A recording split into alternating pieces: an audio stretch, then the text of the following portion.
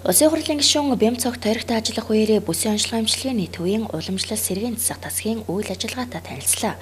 Тус тасагт амбулаторийн болон тасгаар хэвтэн эмчилүүлж байгаа иргэд үйлчлүүлдэг бөгөөд зарим шаардлагатай эмчилгээний аппарат дутагдaltaй байдаг байна. Иймээс улсын хурлын гишүүн Бямцогт тус тасгийн үйл ажиллагаатай танилцах үеэрээ хувийн зүгээс Рафа 402 гэх төлөвлөлтийн дараах эмчилгээнд нэн шаардлагатай эмчилгээний аппаратыг тасгийн эмч мэргэжилтнүүдэд гардуулан өгсөн юм. Өмнө нь тус тасагт нэн шаардлагатай байсан өндөр давтамжийн дууны долгионоор эмчилэгч цахилгаан эмчилгээний аппарат буюу ультрасаунд гэх аппаратыг 2016 онд мөн шийдэж өгч байжээ. Ингэснээр өдөө хүртэл өдөрт дунджаар 25 хүн эмчилгээ хийх, 2 жил гаруй хугацаанд 450 гаруй иргэдэд эмчилгээ үйлчилгээг үзүүлж, эмчлүүлэгч иргэд Улаанбаатар хотыг зорихгүйгээр орон нутагта эмчлүүлэх боломж бүрдсэн нь чухал зүйл болсныг тасгийн эмч мэргэжилтнүүд хэлж байлаа.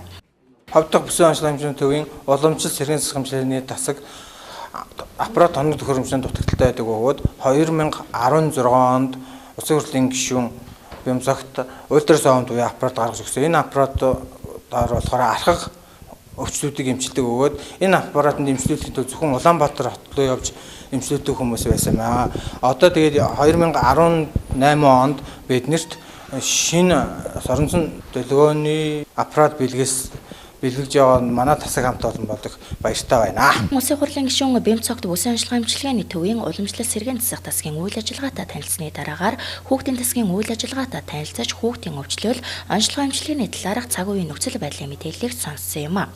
Энэ үеэр хүүхдийн тасгийн эмч мэргэжилтнүүдэд лазер эмчилгээний аппаратыг гардуулан өгч, бяцхан үрсийн төлөө цаг ямагт зүтгэж буй цагаан халаатнуудаа ажлын амжилт хүсэн, хэвтэн эмчлүүлж буй бяцхан үрсдээ эрүүл саруул байж хурдан эдгэх хүссэн юм.